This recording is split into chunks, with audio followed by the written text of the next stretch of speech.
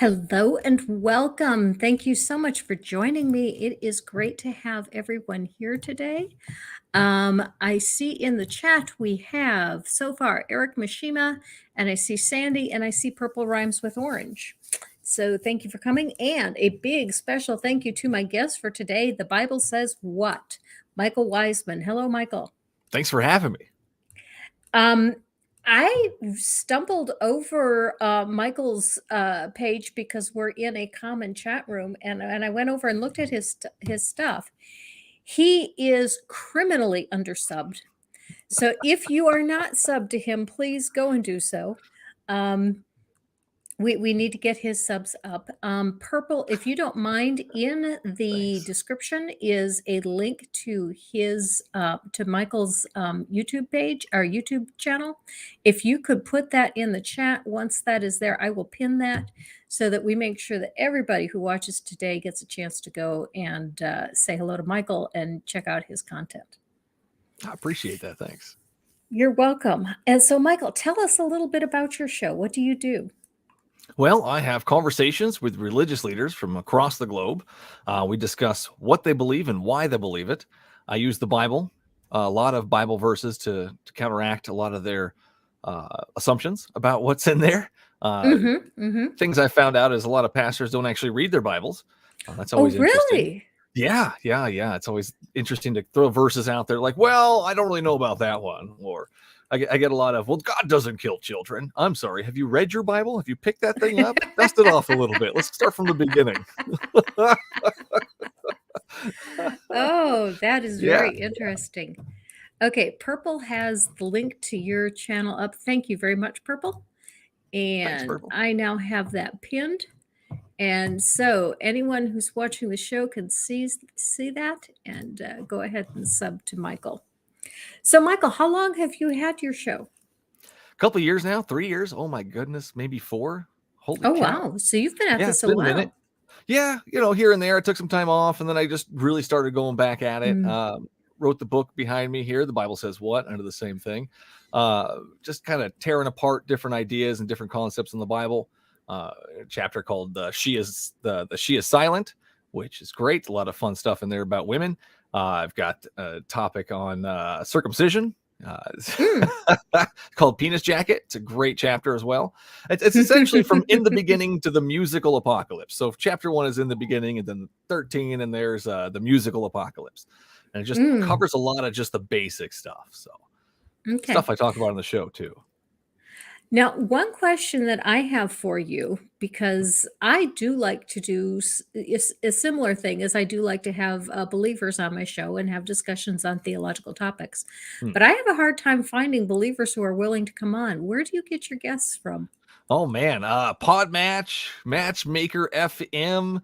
And then sometimes I'll just email a random pastor at a random church somewhere and then see where that goes. And sometimes they'll be like, hey, I listened to your show. I love the concept. Let's go. Let's have a conversation. Interesting. Buddy Bobby Benavides. I always get his last name wrong. But I've had him on 3 times. He just emailed me again recently. He's a pastor over back east somewhere. And we can actually have civil conversations about what he believes and why. And then we can go back and forth. So most of the time, the show is pretty civil. There are a few episodes where somebody just rubs me the wrong way and things go south. But for the most part, it's pretty friendly. I try to keep it friendly as well, although I tend to be much harder on the Calvinists because I find the Calvinist doctrine about the most disgusting. And that's probably because I was a Calvinist. Yeah. And what really broke my theology was when I started to think about my own theology from an unbeliever's perspective. And I realized, this is really pretty bad. It's amazing when you step outside that bubble, when you look back into where you were or where you're coming from. It's quite an experience. And it's same thing kind of happened to me with my atheism. I grew up in the church. I was raised, both my parents are pastors, and eventually along the line, I lost the religion and I picked a Bible and read it. And holy cow, and you totally see things from a different lens when you read it, when you're not really hardcore into it and everybody's not like telling you need to believe this or you're going to burn in hell. It's a different experience. And I found a lot of things in there, and that's where all of this started. Essentially, is I started writing everything down, came up with a book. I needed to talk to pastors because I had questions. That's where I came up with the podcast, and it just hasn't stopped. I mean, every day I find new stuff. It's like, I need to talk about this, or why isn't this, or my one of my favorites is my grandmother is more loving and compassionate than the Christian deity. So there's so many different things, so many different angles you can go from, and that's why I love just trying them on different pastors and where I'm at on it. So much fun. Yeah. Now, I watched your show this morning. I watched your show with your most recent guest, and she wrote a book fairly recently on her Christian journey, and you discussed some of the things from her book. And I was just amazed at how much of the Bible she didn't know. Yeah. It's amazing. Like her, for instance, she picked that one verse from, I think it was 1 Corinthians, the love is verse. That was it. That was her whole basis. Well, there's a whole nother book around that verse. You gotta go with everything in there. You can't just, and I love being accused of cherry picking. You're just cherry picking. No, I'm sorry. You're taking this one verse about Jesus doing a loving thing and ignoring the rest of the homicide and genocide and murder and rape and just incest and just disgusting, horrible things. Yeah. One thing that I found fascinating was last week I had on Genetically Modified Skeptic, and his most recent video was on Marcion. And, excuse me. And Marcion's theology was that that Jesus and Yahweh were actually antagonists, and that Jesus came to put down the Yahweh belief because he was a bad God, and Jesus came along to say, I'm the good God. And obviously, the church denounced him as a heretic. Yeah. But that's an interesting theology as well. I love all that stuff. Bart Ehrman does a great series, Lost Christianities, on all that fun stuff. I love those. It's very interesting. Very interesting. And you bring that stuff up to Christians and they're like, huh? You mean there was other thoughts before the thoughts that are in my book? D.H. Lewis says, Puritanism, the haunting fear that someone somewhere might be happy. And that my Calvinist pastor idolized the Puritans. He felt like the Puritans, absolutely had it right. But he did not see them as being a people that were not happy. He saw them as a people who sought happiness in very simple everyday things, that you could find joy in just your everyday chores. Well, it depends on what podcast you're listening to, I guess. Yeah. And that's exactly one of the problems with Christianity. Now, when I was listening to your guest that I listened to this morning, one of the things, my first thought was, if I was still a believer, I would have called her a cafeteria Christian. A Christian that goes down the row and says, well, I like this part of the Bible and I like this part, and I'll put this in my theology and I'll put that in my theology, and I don't want any of the rest of it. That's the way I saw it. I saw it as, some people take if you really want to follow Jesus, you got to take the whole thing. You can't just take the parts you want. Yeah, you got to take that hangry Jesus, the sword wielding Jesus, the coming back to destroy you and throw you in hell Jesus. It all comes together. It's a package deal, man. But then when you do that, you have to pick and choose. That's the one thing I've come to realize as an unbeliever. You have to pick and choose because there is no way to reconcile some of the parts. Yeah, contradictions everywhere. Everything contradicts itself. It's ridiculous. Right from the all-knowingness to the all-lovingness to the birth to the resurrection to the death, all of that. Everything contradicts itself in that book. It's ridiculous. If we had a science book or a math book or a history book that contradicted itself that many times and that much, there's no way we would teach it in schools or have it any kind of basis for our knowledge. I mean, that just doesn't make any sense. It's so weird. Okay. Johnny Yeah. Rapine says, as a cafeteria Christian, I'm allergic to genocide. But it's good when God does it. It's good. That's right. That's right. Yep. That's usually what So they say. disgusting. Mm-hmm. Mm-hmm. Robin Phillips says, I just received a book called The Atheist Handbook to the Old Testament, Volume 1, Dr. Josh Bowen. It's going to help me get through the Old Testament. It is an excellent book. I love that It is a book. good book. I have both a hardcover copy and the audiobook. I didn't want to get the audiobook because I knew I would be using it as a reference book, and so I needed the hard copy. But Seth Andrews narrated the audiobook. it I it just I sounds had to great. have it. Yeah, so Yeah. I had to have both. So I bought both. Nice. But I primarily brought up this comment because volume 2 is coming out in 2 months. Oh, And nice. pre-orders are now underway for volume 2, and I can't wait to see volume 2. Very nice. That was a good read. Mm-hmm. Drunk says Malachi 1:3 proves God doesn't love everyone, but Christians just ignore that. The Calvinists do not. The Calvinists own that God only loves some people and he never even tried to save the vast majority of humanity, which is why I Why find the would Calvinist anyone? theology so disgusting. Yeah, why would anyone worship such a monster? Doesn't make any Mm-hmm. sense. Mm-hmm. Mm-hmm. So, what are some of the more interesting things that you have heard on your show? Oh man. Let's see. The latest one that really annoyed me. Man, I can't remember his name, but he told me my kids deserve to go to hell. Mm-hmm. And that was something that just kind of set me off a little bit. Never really heard a guest tell me that straight out and threw me off, threw the whole conversation off for sure. Oh man, I got a little mad at him. We ended the conversation a little early. Usually the guests are the one that end the conversation early. I just got hung up on, like, last week was my most recent one. That was fun. He didn't like my questioning. The cantankerous Catholic too was another one. He hung up on me and then said, "Don't air it. You made me sound stupid." I'm sorry if my questions make you sound stupid. It's not my fault that your unableness to answer the questions.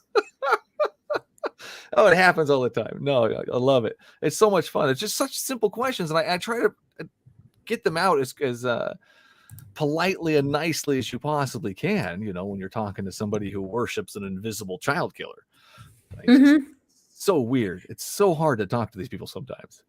Do you watch Jordan Klepper's stuff? George, that's that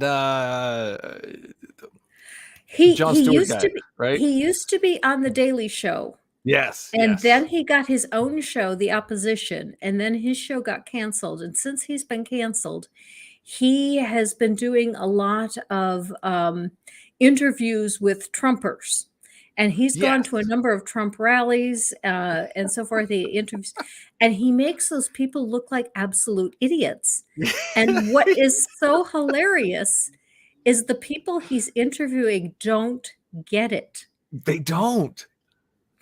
It's so weird. It's like with the Jesus people, there's a Jesus wall, and with those people, I think there's that Trump wall. It's so weird. People build those walls, and it's so hard to break through them. You got to keep trying, firing things at them, no matter how much truth and facts you throw at them. It's so hard to get through to them. No, it's fun to watch. I've seen those. He's really good at what he does. And I would just put 20 July into timeout. Oh no! If he can't be nice, then he can't join us. Oh no! He trolls here all the time, usually asking for personal information and trying to derail the conversation onto the topics that he wants to talk about. But if he Weird. wants to talk about something else, he should go on a show where they talk about what he wants to talk about. That's kind of silly. Can you imagine turning on your TV to the nightly news and complaining because it isn't a game show?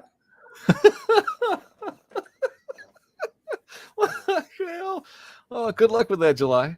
Yeah. Oh man, people. A few of my viewers know this, but Yes. I credit Jordan Klepper with a lot of my political views.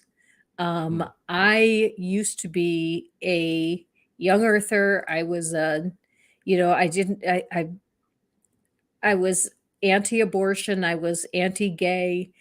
And when I started watching Klepper, I changed my views on a lot of things. Now there were some other things involved too. There were a number of other factors, but he was probably the biggest factor in causing me to change a lot of my social views. That's And then awesome. I ended up being the most liberal person in my ultra conservative church.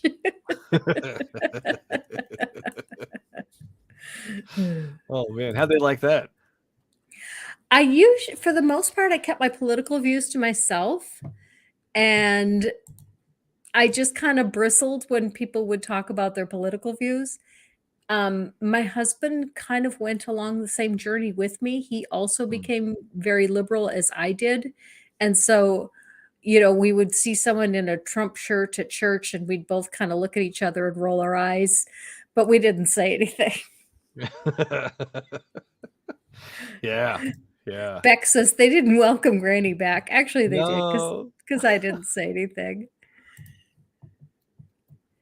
that's tough Uh, sometimes. It's tough to bite the tongue. Oh, here, this is interesting. Michael Harrell says, Mm. I'm thinking Godless Granny's channel is special because we've become atheist about the same time completely. You're an inspiration to me. I follow your journey. I was already on the road. Yeah, I've only been an atheist for 3 years. Wow, congrats. Welcome to the logical side. Yeah, yeah. So, how old were you when you found reason? Ooh, man. So it started the whole faith thing started to weasel away from me my teen years. I was really indoctrinated with the whole the fear of hell, fear of if you die with a sin, you're going to be going there forever. So that was really tough. I think that was the toughest thing for me to break.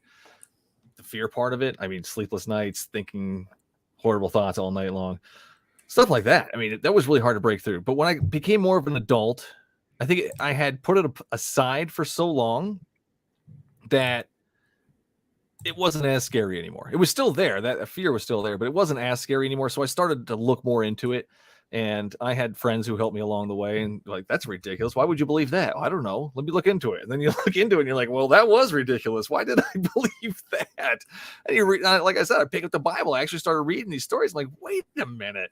None of this makes any sense. Holy cow. And I started writing things down. I got notes everywhere, things that didn't add up. And Hitchens debates, Dawkins debates, all those different things that kind of help me through podcasts, shows like this, stuff like that just helps you through it. It just really brings that reason to the table and stuff you've never really heard before. George Mhm. Carlin was another one. The way he talks about Mm. religion, I had never heard anybody speak about religion that way. It was great. I loved it. Well, yeah, that makes sense. Bend over a little more. Now, I would never have listened to George Carlin. He would have been too snarky, Yeah. too sacrilegious for me. I loved it. I've never heard anything like it. I ate it all up, and it just kind of grew from there. There's still people that don't know how the extent of my non-belief, but I am pretty open online and obviously on the show. I've got a book. I mean, I'm doing my thing. So, but yeah, it was tough to leave for sure, and it was a little bit at a time. You shed a little bit at a time, and then before you know it, hey, I'm going to use that word atheist. Oh, there it is. It's like that first time you use it. It's so much fun. It's exhilarating. Now, did you have issues with family? Oh, well. So my brother's pretty much the only one that knows. He still thinks I'm going to Mm, heaven. Once saved, mhm, always saved. mhm. There's a lot of Trumpism in my family. There's a lot of hardcore holy roller, you know. Yeah. but he loves you, George Carlin. I love that guy. He's so much fun. But yeah, no, parents I haven't really come out to. Grandparents probably never will. They're just too far into it, and that would probably just, I don't know what it would do to them. But yeah, I mean, I'm an open book. You ask me, I'm going to talk about it. But for the family, most Mhm. part, we don't talk about it. We just kind of push it aside. I And get that. Yeah, yeah. yeah, My husband is still a believer, and that's kind of Hmm. where we are. Is religion is just something we just don't talk about. Yeah. touchy subject. That's why I do it on the show. That way, Mhm. it's not much repercussions. I don't know these people. Yeah, yeah. It's a little different. Yeah, for sure. Um, what are some of the other things that you've heard on your show that have given you a chuckle? Oh man, I do have that. There was that one guy who just refused to admit that God sent the rainwater during the flood. Oh, really? He just refused, and I said, "Well, okay, stop. Where did the rain come from? Who sent it down?" And he goes, "The people." And it's just like, no, oh my God, man, The pick up your people did a Bible. rain dance, and the rain god granted their wish and sent Right. the rain. They're just so adamant about, my God does nothing wrong. Well, that sounds like shit. I probably should say he didn't do that. The people did it. I love it. I love bringing up stuff like that. It's just so much fun. Why does God torture babies? Well, why? It's in there. He's torturing them. He puts sickness on them. Why? Because the enemies of him showed contempt to him, and so he made a child son. Things like that, and it just blows their mind, and they just it's just like, pick up your Bible. We're going to go to this, and we're going to read about this story. Let's go here. And a lot of people don't want to go there, and it's so much fun though. Just you never know what they're going to say next. Yeah, I always found the problem to be not that I didn't know what was in there because I read it from cover to Yeah. cover several times. Nice. It was that I didn't focus in the right direction. I Hmm. didn't focus correctly because I focused the way I was taught to focus. Yeah. And one of the biggest go-tos for me on torturing children for me is the 10th plague. Um, Yeah. Yeah. people will say, well, the rain came and the flood came because the people were so evil. And well, what about the young children? Well, if you kill all the adults, there's no one to take care of the children. So Hmm. God had to get rid of the kids too, because otherwise they just No. all starve to death. Do you want them to No. starve to death or do you want them to Oh, drown? Which one do you right. want? Um, so Oh man. I prefer to go to the 10th plague because Hmm. those kids didn't do anything, and it Mm-mm. was only the kids that died.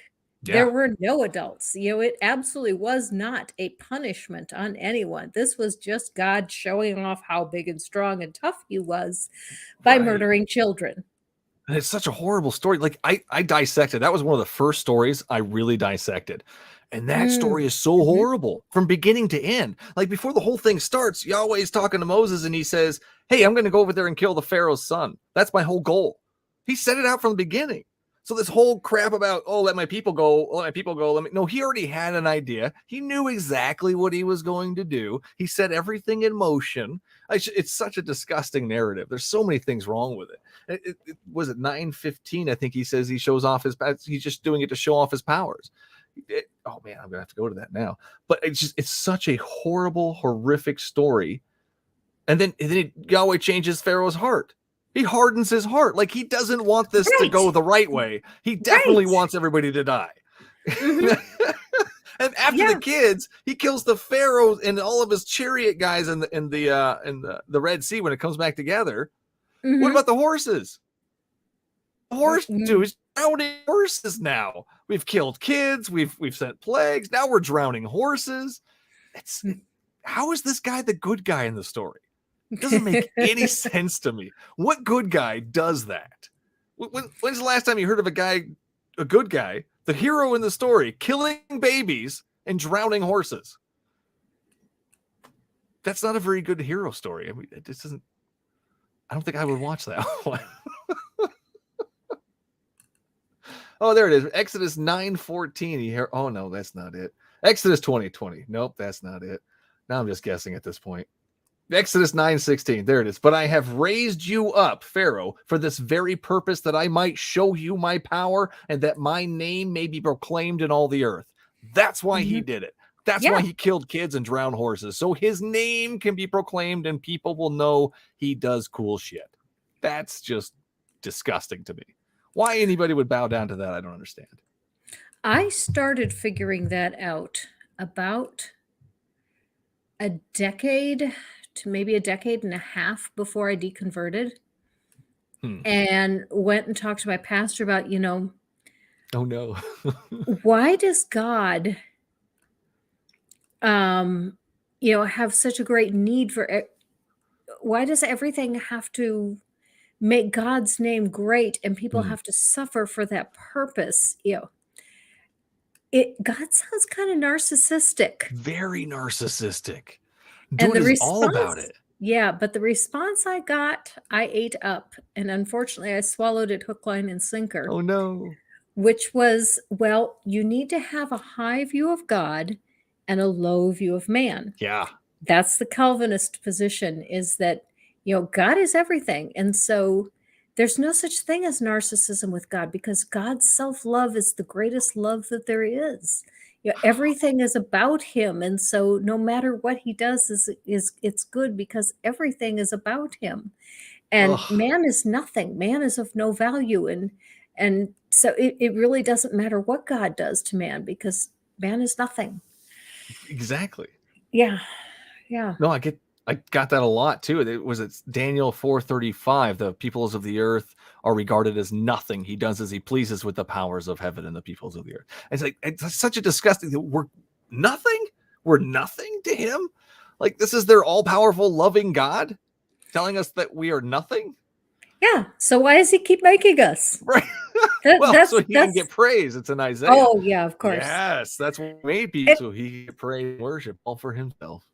except what doesn't make sense is he's making more and more atheists and Yeah. fewer believers. Right. Although I do have one theory on that, Oh, and that is Frank Turek wrote a book called "I Don't Have Enough Faith to Be an Atheist," yes, that guy. That guy's an interesting and character.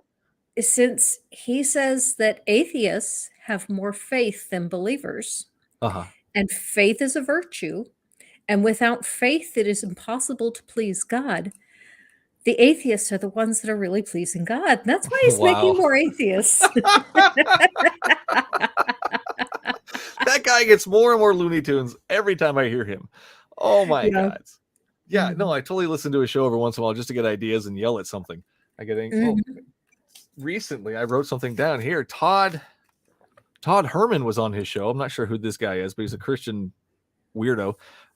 He said, "Oh, it was is there hope in a godless society?" Was the episode. He says there's too much carbon in the air, so that we Mm. should, because there's too much carbon in the air, we need to barbecue our dogs. Oh, 100%. 33 minutes and 8 okay. seconds into it, he starts talking about, I wrote all this, barbecuing our dogs because there's too much carbon in the air. Let's do something about it instead of that, dude. I mean, wow, what a thing to go to. These are the kinds of people Frank Turek has on his show. Oh, I thought you meant this was one of your guests. No, that was Frank Turek's show I was That listening was to the other Frank. Oh day. my gosh. Yeah, and I wrote that down because that was just so much. Too much What was carbon, barbecue your dogs. what was that guy's name? The Todd guest. Herman. Todd Herman. Todd I'm gonna have Herman. to look for that one, because that does sound interesting. Yes, and I want to have him on my show and talk about that. That's sticky notes, man. I just put them here and they get lost, and it's like, oh yeah, I never got to do that. I take it he doesn't have any dogs. I hope he doesn't. That's what I'm hoping. Holy Well, if poor he kids. did, I'm sure they're gone now. Oh, Jesus, that poor dogs. Barbecue your dogs. Like, who would even say that? Yeah, go ahead. Too much carbon here. Well, I will admit Koreans do eat dog. Yes, but this was like, no, this was. But they this was don't a eat their yikes own moment. family pets. No, because there's too much carbon in the air. Well, and then another thing, wouldn't it put more carbon in the air to barbecue Burning the it. dog? Yeah. Well, I mean, isn't carbon one of the byproducts of burning something? burning things? Yeah. Mm-hmm. But wouldn't that make Yahweh happy anyways, though? Because Yahweh likes burning flesh. He loves the smell of it. I think it's like 38 times he mentions it in the Bible. He loves the smell of burning flesh. It makes him happy. Yeah. Plain and simple. Yeah. That's why God likes sacrifices. Maybe that's the real reason for global warming. That's it. Yahweh loves the smell of it. It's all. wants us all to burn. Oh my God. Hell. That's why hell exists. He loves the smell of it. Oh, it all starting to add up here. Holy And that's cow. why there's more people to throw into hell. Yes, and that's why we have Romans 5:20. The law was brought in so that the trespass might increase. But where sin increased, grace increased. So yeah, he's sinning more, so trespasses increase, so more people go to hell. That's his whole thing. I love it. That makes perfect sense because he loves the smell. We found it out here. This is it. We finally figured it out. You know, if God was real, I think he would be sitting up there laughing his head off that people worship him. I made you so I could burn you and smell how great you smell while you're burning. Right. And you sit there and worship me for it. So true. It's like that. I just recently went and saw that Thor Love and Thunder. Oh, great film. And now on the gods in there, they start, he kills the gods because the gods are assholes. And it's like, yeah, I mean, if this is true, these gods are assholes. Seriously. I went to the movie, but I didn't see it. Oh, no. What happened?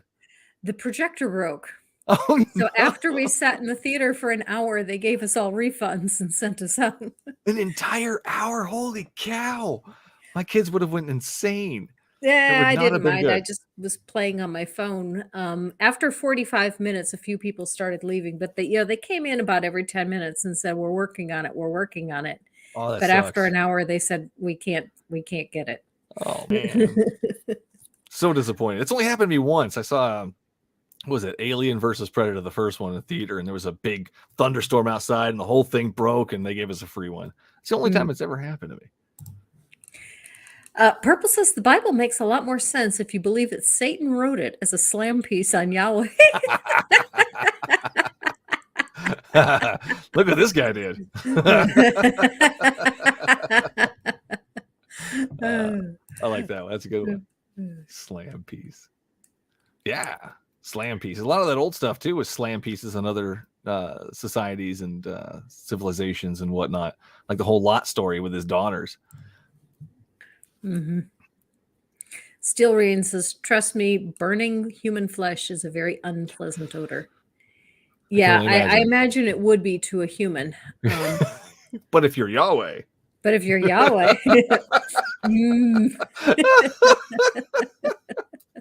it's ready. Take it off. Oh, that's good. That's good.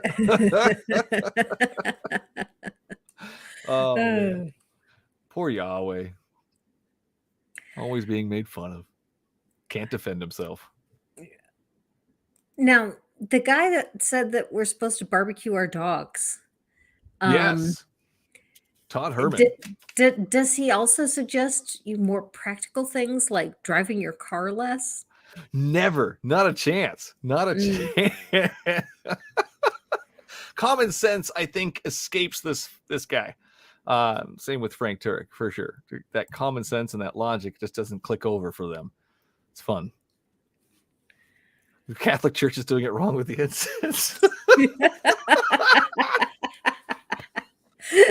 They got the wrong thing in the incense box. No wonder God doesn't come down and talk to them. Oh, that's awesome. Oh, I don't think anybody would go to church. Whew. It was funny. Somebody once asked me, what would it take to get you back into church, me personally? And I said, we'd been specifically talking about church signs, and they said, what would a church sign have to say to get you to come inside? And I said, it would have to say, ridicule, welcome. With free beer. And then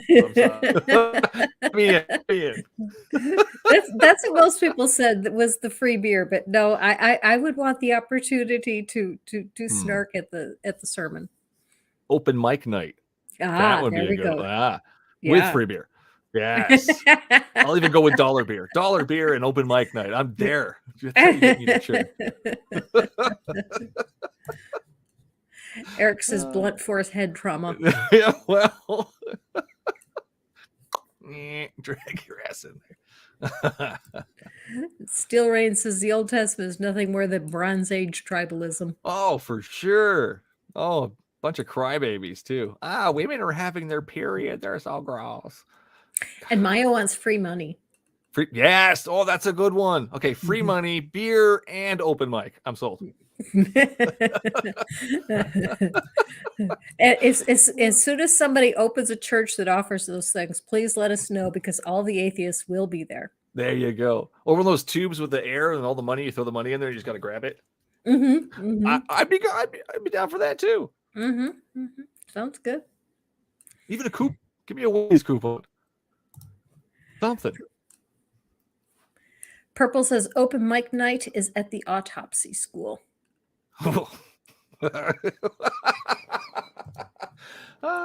MIKE. Not yet. Not yet. Purple, calm down. I got like 10 years. Give me some years. Beach says all the chocolate I could eat. Yeah, well, that'd be a good one. Burritos, chimichangas. Yeah, that'd get me in there too. I'm going to take a break from our topic just for a minute because I forgot to mention something at the top of the hour. As you might have noticed, that I have a new logo. Let me pull up a bigger copy of it. Oops. I always accidentally hit slides when I'm trying to share my screen.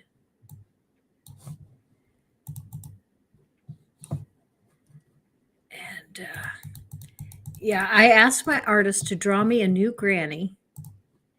And this is it.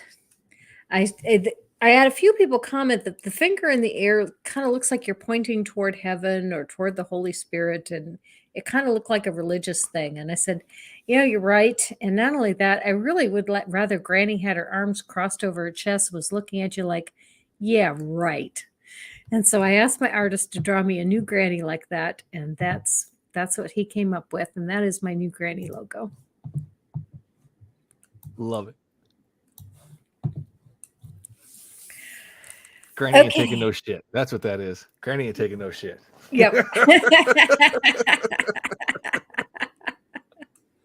Love it. Okay. Who was your favorite guest that you've ever had on your show? Oh, good question. I've had quite a few that I've enjoyed. I think I don't really have a favorite. I think my favorite ones are the ones that give me the I don't knows. Mm-hmm. I love that. That means you've thought about it. It doesn't make sense to you, and you can't come up with a good answer. So I don't know. Mm-hmm. That's my favorite answer from my guests. I get constantly, oh, well, like that guy. God doesn't kill children. He didn't send the rain. No, dude, I don't know would have been a better sufficient answer. I don't know if he killed the kids. Thank you.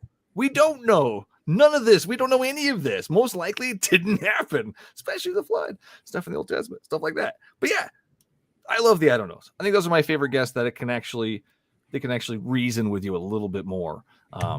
Not completely, because they still worship an invisible man, documented child killer. But yeah, I don't know. Those are my favorite. Judy says, in church, if they allowed people to raise their hands and ask questions like at school, then I'd go again. That'd be a very long sermon. Yeah. The Amish sermons, it's not unusual for them to go 4 to 6 hours. Wow. I had a friend that was raised in the Amish church, and she left the church when she turned 18 because she wanted to be a nurse. And in the Amish church, girls are not allowed to have any schooling past high school. Wow. And so to be a nurse, she had to leave the Amish community. But she still had friends and family in the community. She wasn't shunned. She just was no longer a member. So she would once in a while take her kids and they would go visit. And if they went and visited on Sundays, we went to church and they went on for 4 hours. Man, holy cow. That's a long time. Was it like singing or is it just all preaching? What was it?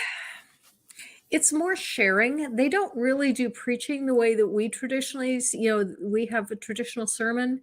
They do it a little bit more like the Quakers, where one person will just get up and read a Bible verse or share a story, and then they sit down, and then somebody else gets up and talks. Huh, And when everybody stops sharing things, then the service is over. And so, amazing. yeah, if a lot of people have something they want to talk about, then it goes on forever. You could be there all day. Mhm. Holy cow. And Jesus is like the pumpkins in the backfield. And Yep. oh no. Holy cow, what a thing. Yeah, I mean, growing up, the church services were like an hour. And to me as a kid, when I had to actually attend the church service, it was so grueling. It just took forever. And I'd watch the slides. I'm like, okay, I think we're getting near the end.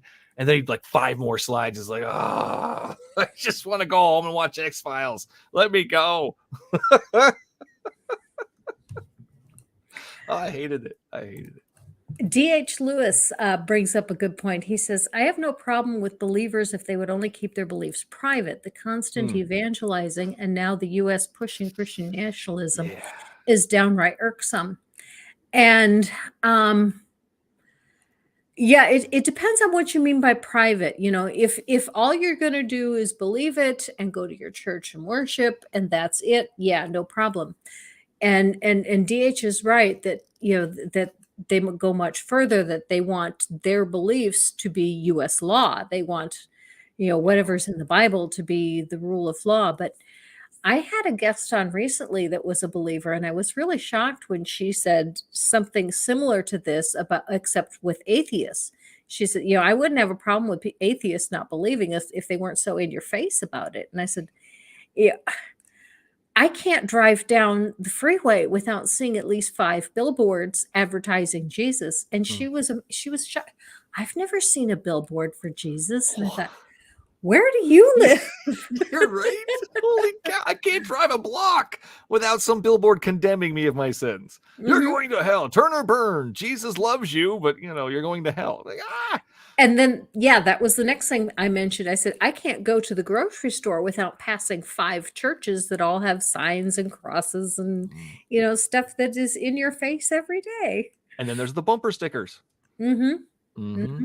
Mm-hmm. Everywhere. Yeah, no, it's impossible. I've yet to meet a Christian that keeps it to themselves because they're either going to talk about it with somebody else or they're going to vote that way as well. So it's impossible for them to keep it to themselves. And the best thing to do is bring in logic Mm-hmm. and reason. Come on, guys, you got this. Fade to gray is right. You don't see it until you stop believing. It's tough. Yeah. Because when you're a believer, you look at those signs and okay, I already believe that. I don't know that, and you just it kind of fades to the back of your mind, and you don't even notice it. Unfortunately. Steel Rain says, I grew up Seventh-day Adventist, so I hated when I was a kid and would miss Saturday morning cartoons because we were in church. Oh, I feel so sorry, Steel Rain. That's the worst. Oh, I loved my Saturday morning cartoons. That's the worst. And Johnny says, oh, those wonderful vagina fish Christian decals. Pisces. I always go, oh, look, it's a Pisces. Oh, no, they're Christian. I got an invitation the other day that I'm kind of, well, I'm not going to take it up directly, but I was really surprised to hear from Matt Powell. Matt Powell said, I've seen that you've responded to a couple of things, so I was wondering if you'd like to come on my show and have a discussion or debate on creationism versus evolution. Oh. And I responded to him, I've watched some of your stuff on evolution, and it's obvious that you don't understand it. But science is not my field, and I am really not the right person to explain it to you. I'd be happy to come on and have a discussion with you on a topic that we both have some expertise on, like theology or the Bible. But it's kind of silly for us to have a discussion on a topic that neither one of us has any expertise on. Nice. What do you say? I'm waiting for an answer. Oh, no. Well, I want to know what he says. That's awesome. Nice job. Nice response. And Johnny says, destroy Matt Powell. I mean, it shouldn't be that hard. No, it's not. Arguments are pretty thin. I saw what he did to your friendly neighborhood atheist. Hmm. He asked him into a movie that he was doing, and he the atheist told Matt Paul, science is not my field. It is not my area. And they asked him all these science related questions. And so he just said, I don't know. I don't know. I told you science is not my area. Um, see, the atheists don't know anything about evolution. Well, we don't need to. I mean, No. evolution is not atheism, and atheism is not evolution. Oh, we also don't fill in gaps with nonsense just because there's a gap there. I did a podcast recently, Living in the Gaps, with the guy, and he just fills that gap with God. That's what he does. I don't understand what that is, but it's got to be God. Well, that's not really the best way to go about things. Maybe we should wait till we find out. Mods, can you give me a hand here? We've got an invader here. We've Invader Zim. Yeah. Holy cow. I need someone to block that for me. There's children here. My gods. Yes.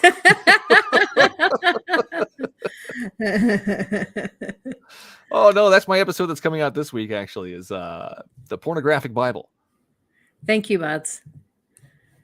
I think that was that 20 July? Oh, that surprises me that 20 July would have done that. That's not usually his thing. You really made him upset. He had to sin. Well, 20 July, if you ever want an actual conversation, we can have one on my show. Yeah. Bible says what? I don't mind having him on too, but the only problem is that he wants to talk about some areas that are way outside of my area of expertise. He wants to talk. Fun. Yeah, he wants to talk cosmology, and I know nothing about cosmology. He should talk to a cosmologist about cosmology, not me. Right. I mean, that'd be a good idea. If you're going to talk about a subject, maybe you should go to the guy that's an expert on it. Mm-hmm. Yeah. Still Rain says he tried that with Aaron Ra and got destroyed. I'm pretty sure he's referring to Matt Powell. Yeah, but Aaron Ra also has the expertise to destroy him. I do not. He's so smart. Mm-hmm. Man, I wish I just had like 1% of that. Holy cow. Ridiculous. God equals the spirit of my way. I go for it. Oh man.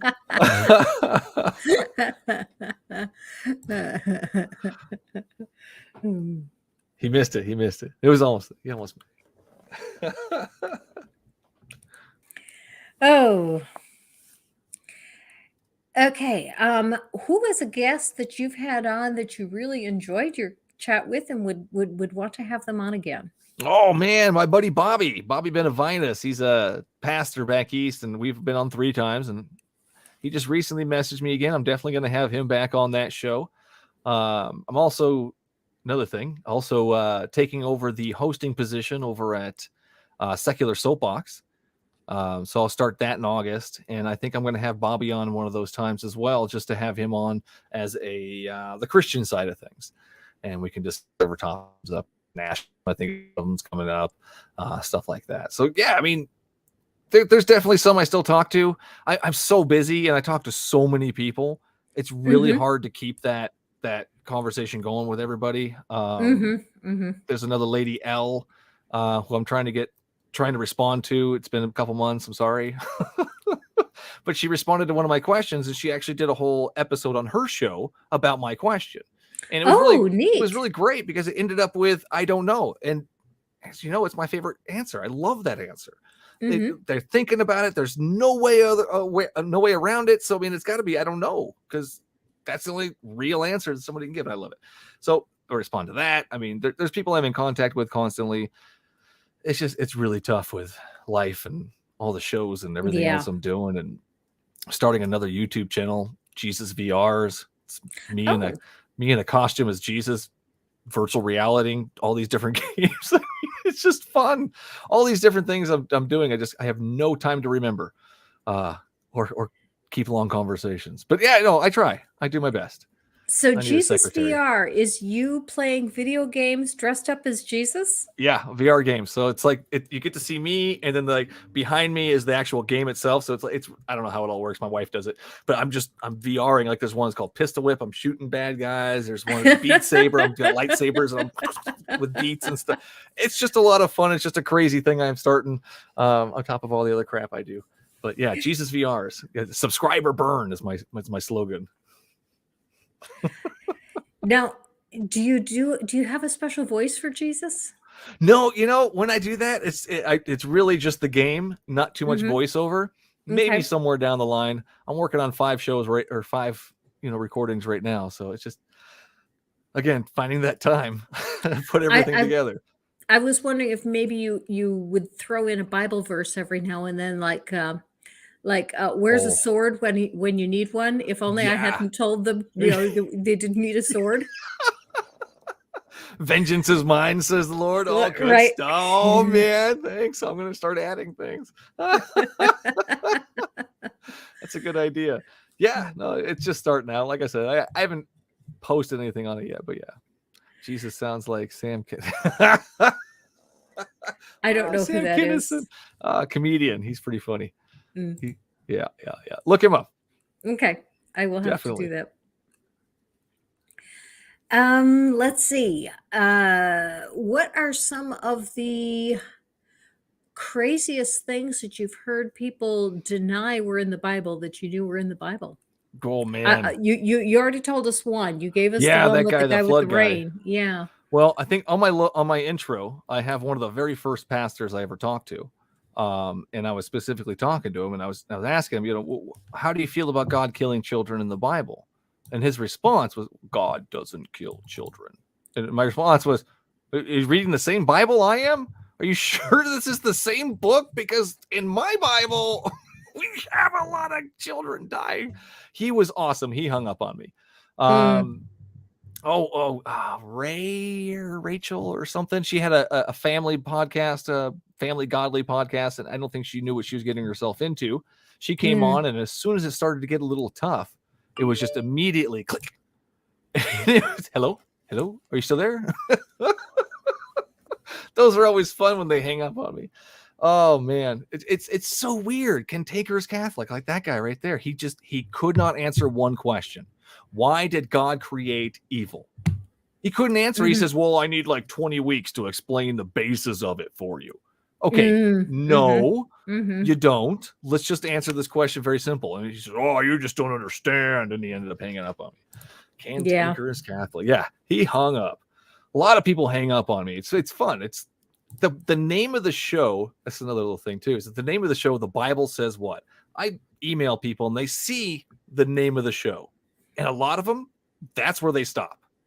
They stop right there. Oh, Bible show. I'll go on that show. That sounds great. Oh, and that's where a lot of my guests who are clueless come from, is things like that. I also get people that email me, hey, I have such and such wrote a book, or they have a podcast.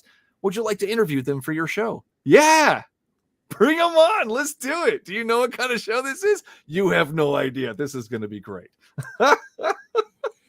Cool. I had I can't remember her name, but it was Ripped Jeans was the episode, and her producer or whoever he was started to pop in during the conversation. He would just pop up on the screen and just stare. I'm like, okay, I think it's going somewhere he doesn't like, because he's just showing up and he's like, well, I didn't know it was going to go like this. So he kept trying to pop in and save her from the conversation. All kinds of fun stuff. It just never ends. You never know what's going to happen. I was a man. It's your first clue that your God is man-made. Yeah. Sam Kinison had great religious jokes. And then and Johnny says Sam Kinison of Bobcat Jesus might get me in the door at least for a holiday service. Oh no! All right, I'll work on my Bobcat Goldthwait voice. He's very unique. I don't know if I could do that one. Oh, that's good stuff. I love it. Do you have guests try to proselytize? Oh, God, constantly. Now, back in the day, I would let them ramble on a little longer. But I have learned since then to not let them go so long on certain things. sometimes I'll have too much coffee and I'll interrupt my guest. I'm like, okay, stop right there. And let's go. Bam, bam, and I'll fire it out. Or sometimes I'll let them talk a little too much. There's one guy, I can't remember his name either. Holy cow, I'm forgetting everybody's names. But he made music and he was really excited to be on the show. And I let him go a little bit longer than most. Just let him talk a little bit. Okay, but seriously, blah, blah, blah, blah, blah. And you have to kind of chime in there. But yeah, I mean, it happens sometimes. That's where that fast forward button comes in. Okay. But yeah, no, it's a struggle. Like the first episode number 1 to episode 164, I think I'm on now. It's completely different. There's a whole wide range of me growing in my field, growing in my expertise, growing in how to have conversations and how to do this. I mean, I started off by just reading and that went from there. I had no clue how to do any of this stuff. You were junk shopping a bit. That's the term that we use for I can't even remember the real term. We've been using the term junk shopping for so long. There's a friend in our community named Junk Shop Library that he glitches so much. Oh no. That whenever anyone glitches, we always just say, "Oh, they're junk shopping." But anyway, so I couldn't hear what you said. You in the beginning, you used to read what? Oh no, I started off by reading Podcasting for Dummies. Okay. Yeah. That's where I began, and then just kind of went from there. I used to podcast in the car. That was where my studio was. I had little index cards hanging down. Those were my notes and my ideas for the show and with questions and whatnot. It was pretty rudimentary, and now I've installed all of this, and it's just kind of growing from there. But yeah, no, the first episode is definitely different from the last one. My style's changed. I've gotten a little better at what I do. I'm still not perfect at it. Getting there though. Thanks, Beach. Beach is really cool. She has some of the greatest comments. She's really sharp. I appreciate that. Yeah, subscribers, man. Holy cow. I don't know why. I got like 530, I think. I don't promote much. I'm not very good at promoting myself. I think that's half the problem right there. Probably. Yeah. It's about the extent of my promotion. The way that I promote myself and get more subscribers is by occasionally having on a guest from a channel that's much bigger than mine. And so when I reach up to the celebrity guests, I usually get a nice uptick after that. And last week I had on Genetically Modified Skeptic. Nice. And Drew was an absolutely fantastic guest. He had some really interesting answers to questions. Awesome. Yeah. I usually just have the buddies on pre-show and promote their shows, and that's it. It's usually the extent of it. Yeah, no, I definitely reach out to some of those. It's a good idea. Definitely a good idea. So when have you ever had anyone who had a theology that you thought, this one's not that bad? Unfortunately, no. Oh. I haven't heard any good excuses. It's really sad that all these people believe so much in things that make no sense and they don't have a good reason. I'm searching for somebody with a good reason. Anybody have a good reason to be worshiping a documented child killer? No, not one. So yeah, no, I mean, I've heard it all. It's ridiculous. And Purple Rhymes with Orange says for YouTubers, you have to do a lot of self-promotion, which is why I'm still 550 after 4+ years. Yeah, that's about where I'm at too. Yeah. Oh, it's not about the subscribers. It's about the content, I feel. And as long as I'm still enjoying it and the small subscribers that I do have really enjoyed the show, then I'm going to keep doing it. So, yeah. Now, do you go out live or do you do your interview and then edit it? I do both. Okay. Sometimes I'll do live, very rarely. I will do it though. I'm really bad at my intros and introducing people. I usually stumble over my tongue a few times. So I like throw those outtakes at the end. I always have an Easter egg at the end of the show. You never know what's going to pop up at the end of the show. My kids come in, they tell jokes. I mean, I do a bunch of my screw ups on there, stuff like that. Yeah. This is interesting. Drew was in fine form. Candid Drew is much better than the scripted Drew. That's not always true for some people. I've seen. I think Vice Rhino is better scripted than live. I think I'm probably better scripted than live because a lot of times live I make mistakes and goof constantly. Yeah. Yeah. Yeah, no, that's why I like the show. Is it's raw. I don't edit Mhm. the conversation at all. Whatever happens, happens. When I'm sitting in there, I say something wrong, I'll correct it. I have to go back to my intro and correct it. Like the last one, brain on Gideon. It's like, oh, thanks, Johnny. I brain farted on Gideon. Couldn't remember his name for nothing. It was so Yeah. frustrating. I'm like, God, the guy with the fleece. What is his name? And I had to correct myself at the beginning of the show. But yeah, it's raw. And if I ramble, it's going to ramble. If I screw up, it's going to be there. If the other person takes a 10-minute pause because they have no idea what to say, it's in there. I don't edit any of that stuff out. I love that. That's my favorite part of the show, is just the rawness of it. Just let it go. Whatever happens, happens. Okay. So. When I do a live show, obviously, if there's a long pause, it stays there. But I usually don't allow that to happen, only because I got my undergrad training in radio and television production, and the worst thing you can do on radio is dead air. Yeah. And so, to me, it's been ingrained in me, you do not leave dead air. My dead air is dramatic, though. When you ask that really tough question and they just pause, I love that. That's their brain is trying as hard as it can to break against that brick wall, to come up with logic and reason, and it's fun. I love that. So I definitely love that. Dead air for me is some dead air for sure. Some dead Right. But that's really good that they're actually thinking about it. Yes. That's why I love it. I love it. And they come back with, I don't know, after a long pause. Yes. We've done it. We've broken through a little bit. Now let's continue with that. I don't know. And why do you believe I don't know? Whatever, and it just goes from there. Usually you end up with, well, I don't know why I do it. I just do it. God is love. We just is not. Stop going full circle. It's fun though. That's, my favorite question to ask believers is, why do you believe what you believe? And I agree with you. I do that on Twitter all the time, and I have yet to find anybody that can give a good answer to that question. Yeah. I love diving into that moment. What was it? What was the convincing thing for you? A lot of them, it's a lot of little things. Yeah, but what was the big one? Is there any big ones? And the big ones are usually just crap. It's all boils down to a feeling, and you have to use make-believe. So feelings and make-believe. I can't get behind that. That's just I live in reality, man. I mean, yeah, I like fantasy movies and superhero movies and comic books and stuff like that. But honestly, I live in reality. This is just fun for me. That's not, I'm not going to worship these things. It's so weird. It's so weird. Yeah. Definitely better scripted for my intros. I script my intros. I write them out. Yeah, definitely better scripted that way. Dr. Becky Smethurst is the queen of blue. We've got. Oh no, more of them.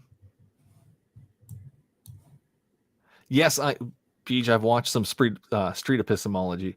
I love those. Those are a lot of fun.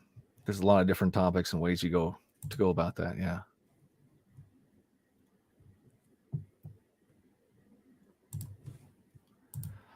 Man. Well, if you were curious about adult dating, there it is. Yeah. Holy cow. I might have to go to what some other people were suggesting, is making it the chat for subscribers only. That's not a bad idea. Yeah. Yeah. Yeah, next time I think I will do that. I don't know if I can do that right now or not. Oh, wow. MW. HJ. Oh, he's tagging people. What a weirdo. Yeah, I was wrong. It wasn't 20 July doing that. This is a bot. Okay. Wow, you're so popular. You got bots? You're so cool. This is the first time I've ever had a bot. This is the first time I've had that. God equals the square root of -1 says we often believe what we want to be true. And that is exactly right. It's comforting. Yeah. Religion is comforting. I like to poke. I like to make it uncomfortable for them. Yeah. No, it's time to put away those childish beliefs and invisible people and a loving invisible father figure who kills kids. I mean, come on, man. We're way past that. It's only hindering us. It's a stain on our humanity and our history. Poisons everything it touches, from the playground to the fucking White House. It's terrible. It's got to go. I'm going to speak out against it to my last breath. What really bugs me is how much ingrained it is into our society. Yeah. So much so that whenever there is any kind of tragedy, I watch the ABC News, and I don't know if the other news channels are like this, Yeah. but they always focus on, oh, look at this group of people that got together to pray, Yeah. to uphold one another, and look at all these people going to church to comfort one another. And I'm glad that they're comforting one another. I'm glad that the community is coming together to try to help each other, Mm. but they don't need to pray to do it. Yeah. Just putting your arm. Who was that kid that wrote that said, "All right, Jesus is good, but I need someone with skin on." Yeah. Mm. Yeah. Oh man. Yeah, they have a personal relationship with their invisible friend, but they need that personal relationship with reality. And Exactly. that's what they're Exactly. missing. That's what they're And missing. that's one of the things that I try so hard to convey is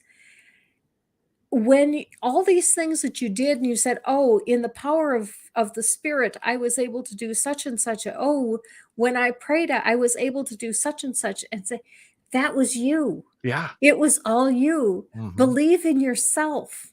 Mm. You, Yeah. you don't need the crutch. A lot of my guests, they go through tragic experiences. A lot of them lose kids. Those are really tough conversations to have with people, but a lot of them, they say that God helped them through it. But when it boils down to it, and you really start reading into it and asking them, it's their friends and family that helped them get through it. Mm-hmm. It's not their invisible friend. It's these people that were actually there comforting and supporting them.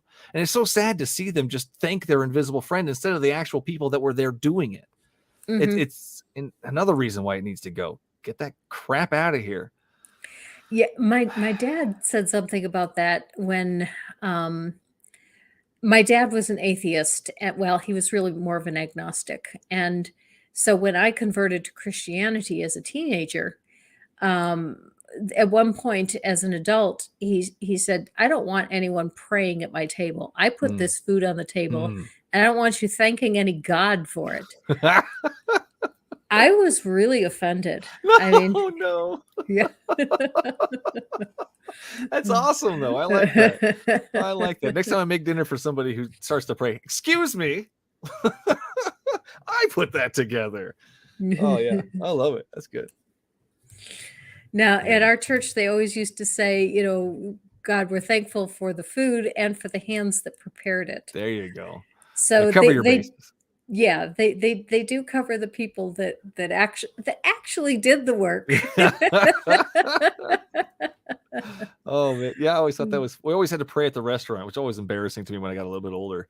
But every meal, you had to hold hands, bow your head, no matter where you were. We're in the middle of a buffet. Nobody can eat food. All this food, we gotta wait till you pray. It's like, come on, just picking at things, Michael. Oh yeah, always. I'm like at the buffet, like God didn't make this food. He didn't just put it here in this buffet style for you, all nice and easy to no. But we're gonna thank him anyways. I just thought that was so weird. Thank the chef. Yeah, thank the chef. That's what you should. When next time the family goes and you're at a family restaurant, and everybody's praying, you should just walk up and go thank the chef instead. Excuse me, I'm gonna thank the real person who made this meal. Oh, this is cool. Randolph Richardson says, our children would thank whoever prepared the food, and it was just a polite thank you for this delicious food without all the dramatic prayer nonsense. We're all atheists. Nice. You know what we need? Mm. We need an atheist funeral service. Oh, that would be, yeah. There's so if when someone dies, you go and you choose a funeral service. Yeah. There's so many different Christian services to choose from, but I don't think there's an atheist option. That's a really good idea. They have wedding ones like that, the atheist weddings. You take God out of it, and I think that's a great idea. There's $1 million idea right there. All right, we need some backing. What are we going to call it? The Last Stop. I don't know. Last Stop Funeral Home. Oh no. The A has to be like Atheist A though. so that they know. Yeah. I don't know. We'll give it some thought. I like it. Anybody else? Last stop. Okay, it's last stop. Going once? Going twice? All right, it's last stop. Maybe we should get a whole maybe we should get a whole chain of atheist funeral homes. I love it. It's a great idea. Oh, this is cool. Randolph Richardson says, I've received a few requests to host funerals over the years, but nothing ever panned out. I'm sure you're right that there's an interest in this service. Yeah. Yeah. And if you call it atheist or secular, maybe. Atheist be at the top of the phone book there, though. Final secular service. Oh. Secular finals. Secular finale. Secular finale. Oh, no. Secular worm food.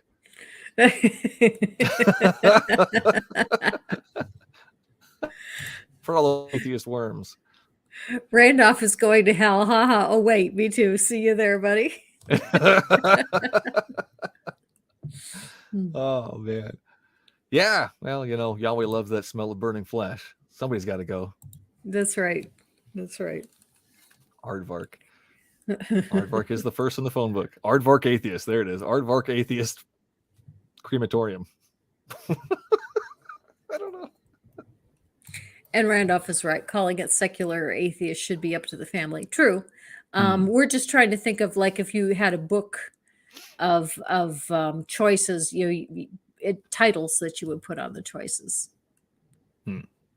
Oh gosh, this is awful. Johnny Rapine says, last few funerals I've attended had proselytizing. It's what they would have wanted. The hell it is. Yeah. Oh man. Yeah, no, I definitely wouldn't want any proselytizing at my funeral. I hope somebody would stop that. I would not either. The fertilizer factory and funeral service. That's a good one. I like that one. All right, put a pin on that one. That's it. Fertilizer factory. Uh-oh, the bot's back. Yeah, the bot is back. I thought we had the bot banished, but evidently I don't know how to banish the bot. Entertaining bot. Randolph says, I'm looking forward to it. I hear the air conditioning systems are high performance thanks to the high quality engineering we have down there. All those smart damn people out there. Yeah, they definitely got air conditioning by now. They probably got cable TV, better shows than we watch here. Oh man, yeah.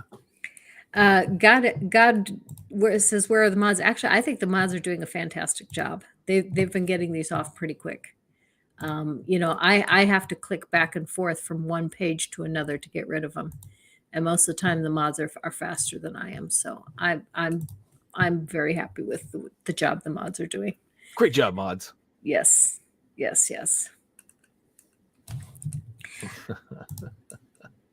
I'm getting derailed by the mods. It's okay. Me too. Oh, the things are going on. Not the mods. I'm sorry, the bots. The bots, yeah. I said the wrong word. One thing that I did share, though, is Stardust Services. I like that one. When my dad died, he didn't want anything. No service, no memorial, nothing. Which I'm still pretty upset about, because he never got that wasn't about him. That service is about the survivors. It's about bringing the survivors together so that they can take care of one another and have some closure. Yeah. And he said he didn't want anything. Well, I have one relative, a very close relative, who is a very devout Catholic. And this relative shared with some friends that my dad wasn't going to have a funeral service, memorial service, or anything. So she went to her priest and told her priest. So my priest said mass for my dad, said a final mass for my dad. My dad hates the Catholic Church. He's not happy with any church, but he hates the Catholic Church. They are pretty loathsome. Yeah. And if he knew that some priest said mass for him after he died. He would be so pissed. Yeah. I personally would be very infuriated. I'd probably come back to life just to choke somebody. Oh, no. Oh man, yeah. And Catholic funerals are just like their services. They're so long. Mhm. How many Hail Marys do we need? Why? Why do we need so many? Oh, it's grueling. We're already there for a funeral. I went to a funeral at a Protestant church that went on for 3 hours. It was for a missionary who died fairly young in the field. He died in the field. He got sick. It wasn't like it was a sudden death, but he got sick and died pretty quickly after he got sick. Wow. And he was probably about 45, 46. And he had written his entire funeral service, which included a lot of proselytizing because Oh, he wanted to make sure if there were any unbelievers at his wow. service that they heard the gospel. But he also wanted all of his favorite songs in there. And that's why the No. service was so long. There was probably an hour and a half of music. Although Oh, that sounds fun. That sounds fun. Play this, but on shuffle at my funeral. the one part that you would probably really appreciate, though, is the very last thing that he had played at his funeral was "Take Me Out to the Ball Game." Wow. Wow. That's pretty funny. Mhm. Out of all the things. That's so, but that brings up so many questions, though. Why didn't God protect him in the field? Was he not a good enough missionary? Was he pretty shitty at his job? Was he telling the wrong thing? God's like, no, smites ye down. Telling it Which, wrong. which makes me wonder why any preacher would ever have to ask for money. Hmm.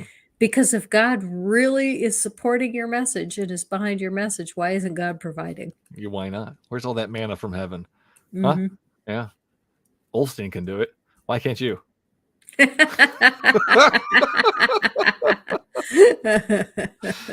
what's that mean about Olstein? Does that mean he's got it right? He's getting all the money because he's got the message right? Oh, no. No. All these charlatans. Holy cow. The money they take from people. It's so sad. Yeah. Tax the churches. Tax the fucking churches. Oh, my God. It's ridiculous. Yeah. And what I find so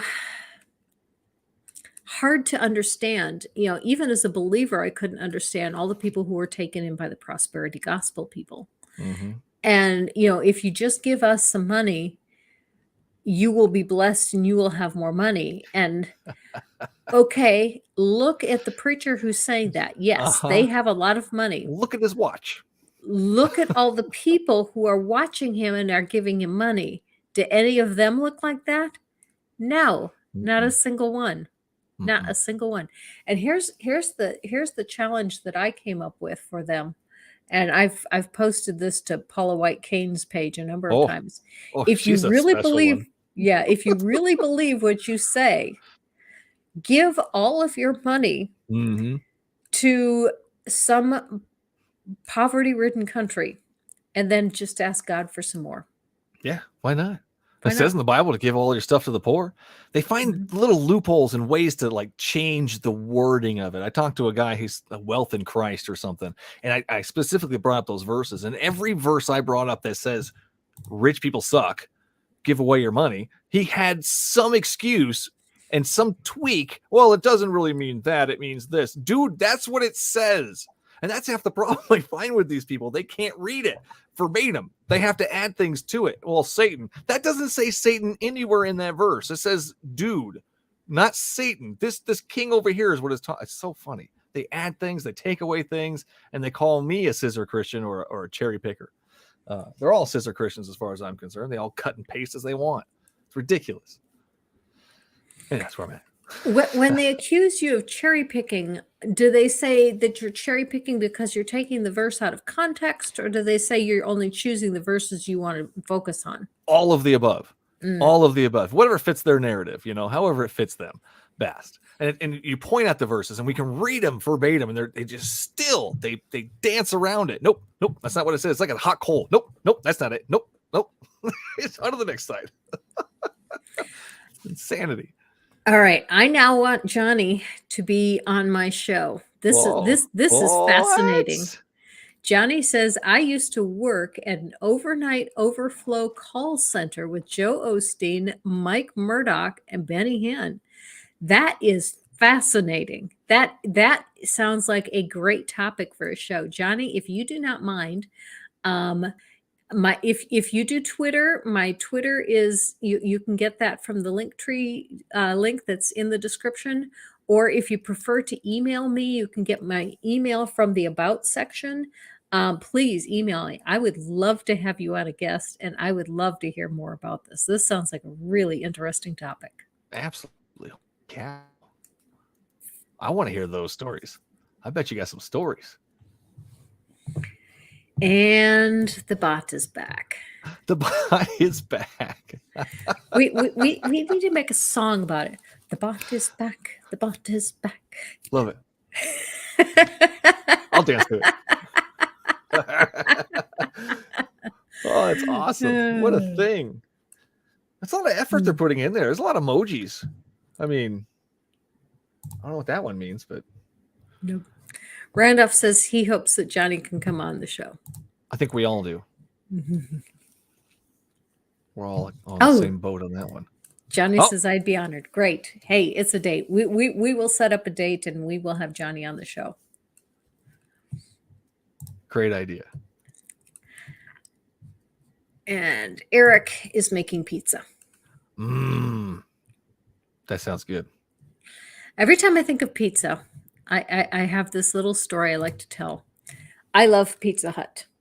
Pizza Hut, I don't care if they made the worst pizzas in the world, I would still buy Pizza Hut. No, why? Oh, no. Because they hired my cousin and gave her a job. Oh. Now, my cousin is multiply handicapped. She can fold pizza boxes. Oh. And that's what she does. They hired her to come and fold the boxes for them. Well, that's a good reason to support them, I guess. Yep. Yeah. I miss the Pizza Hut buffets. I don't know if anybody still has any of those out where they're at. Oh, Those I were do so too. awesome. They were. I lived in Fort Wayne for a long time, and the Pizza Hut in Fort Wayne is a little bit different than most of the rest of the country, and it is better. Pizza Hut is good, but in Fort Wayne, it's even better. That's how I felt about the one in Flagstaff. There was one in Flagstaff on my lunch break. I'd go buffet it and come back fat and unhappy. But man, was it delicious while I was eating it. Yeah, I missed that. That was so good. Man. All right, I'm hungry now. Thanks a lot. Johnny asks, Randolph asks, I hope your pizza has ham and pineapple. It's that or mac and cheese pizza. Sounds like a Ninja Turtle making a pizza over there. Mac and cheese pizza. I've never heard of mac and cheese pizza. They have it at CC's out here in Vegas. Yeah. Okay. I've never personally tried it because that just doesn't sound appealing. Pineapple. That's a topic. Who prefers pineapple on their pizza? I think it's disgusting. The wife loves it though. So we do a half and half. She gets half pineapple, I get half olive, and we're happy to go. Good to go. Well, we do half and half at our house too, but we do half and half because my son is a vegetarian and my husband is not. And I'm fine with either one. So we get half with meat and half all vegetables. That sounds great. I'll do both as well. I'll take 2 of each, please. Where are we getting it from? From Eric, of course. Eric, are you taking orders for pizzas? I'll sell you some money. Let's bring it on. Give me some pizza. Oh no, somebody said pineapple and mushroom. Oh no. I like pineapple and jalapeno. Ooh, see, I like jalapeno and olive. That's olive, black olives is definitely one of our favorite toppings. We all love black olives. I recently discovered pine nuts are also amazing on pizza. Oh, I never would have thought of that. Yeah, there's a little old school pizzeria down the street. They make some super awesome pizza on sourdough bread with it's just amazing. That's amazing. Well, that makes sense because you do pesto on pizza, and pesto has a lot of pine nuts in it. It is the pesto pizza one. That's what it was. The pesto pizza, and it has pine nuts, and I always get the extra pine nuts. Oh, can't get enough. Man, we gotta stop talking about food though. This is getting My last video was a cooking video, and my next one is going to be a cooking video as well. But after that, I'm probably going to stop with the cooking videos only because they are not very popular. Oh no. Most of my videos get 500 to 700 views, but the cooking video only got 200. So I promised a video on how to make mac and cheese, and so I will, because I make a really good mac and cheese. But after that, I'm going to stop with the cooking videos. Cooking videos. I love that. Oh man. Bam. Do you do anything special on them? Like this is your catchphrase? Like that bam guy? Bam. No. Actually, what I did with the most recent one was I did Christmas and creme brulee, where I went back and forth between making creme brulee and talking about some of the impossible things in the Christmas story. Nice. You know, how the Matthew account and the Luke account don't work. Not at all. They're fine as separate stories, but when you try to put them together, they don't work. One thing I had never noticed until I heard Hemant Mehta talking about it was that in the Matthew account, Mary and Joseph live in Bethlehem. They don't go to Bethlehem. That's where they live. That's their home. It even mentions in one of the verses that is their home. Love it. And it's funny because I have always read that and thought like a Christian and thought of those as being a cohesive story. And so even though it doesn't talk about Mary and Joseph coming to Bethlehem, I just assumed, that was a detail that he left out. No. He mentions that that's their home. That's where they live. Yeah. My big mind-blowing moment too was with the birth story was it doesn't say 3 wise men anywhere. Mm-hmm. There was 3 gifts, but that could have been 3 different gifts from like 10 different people. They all brought like 5 people brought some people brought incense and myrrh and all that. Never once does it say 3 wise men actually showed up. Magical people, actually. So weird. I love it. You got to read it. That's what happens. You get told things in church. You just, oh yeah, that's how it is. And then you pick up the Bible and read it. And it's like, holy crap, that's not what it says. Oh man. Well, even as a believer, I knew that. Nice. We talked about that in church, that, it never says that there's 3 wise men. We use 3 to represent the 3 gifts. Nice. But I did see something from Vice Rhino that I was going, oh gosh, how did I never see that? Was that the Magi came from the east. The star was in the east. So they traveled east and ended up west. Yes, that makes perfect sense, Bible language, God can do whatever he wants. Oh, I love it. Oh, there's so many little things and little tweaks that just even with the death, the resurrection, you got Matthew talking about how there's all these zombies in the town and everybody's talking to them. Well, where else is that? Why is it only in one verse? Something that massive and huge and extraordinary. No, just one? Okay, well, I mean, if that's the case, then how's Jesus' resurrection even that special if we've got all these other people coming back from the dead? Yeah. Well, the biggest thing about the resurrection that I missed, Mark's gospel doesn't even have a resurrection. There is no resurrection. Yeah. An angel just says that he rose. Yeah, it doesn't say he's coming back. Nobody ever saw him come back. It just says that he rose. And then he tells the women, and the women tell no one. Nobody. Nobody knows anything about it because the women told no one. They were too scared. Yeah. I mean, wouldn't you be scared? Who's this guy talking? I ain't telling nobody. I didn't see nothing. I saw nothing. Nothing here. Nothing to see here, folks. Yeah, it's so funny. All the different versions and everything. That's a Christmas story. My grandpa always reads the Christmas story before we begin opening the gifts. And he always read from one. He never picked both. Right. And I never realized that until later on in life. I'm thinking, wait a minute, why did he choose just this one? Why not read the other one? It's like, is there only one Christmas story in his mind? Like, this is it? We don't read any other ones? It's always curious to me. I always read Luke. And Luke, that was the one. And the reason I read Luke was because it had more detail than the Matthew account. That's probably what it was. That's probably what it was. It took longer. It's agonizing. Just read the story. I want to open gifts. Well, also, and the Luke story doesn't have any dead children in it. Well, there's that too. I think you nailed it. I think you got both reasons why you never read the other version. Oh no. Makes sense. It all comes together. Okay, we are. So before we go, I do want to give Mike a chance to tell us what he has coming up on his podcast. Remind people about your podcast, because the people who are here now are not necessarily the same ones who were here at the beginning. And everyone, if you are not already subscribed to The Bible Says What with Mike Wiseman, please go over and subscribe. So tell us, Mike, what do you have coming up on your show?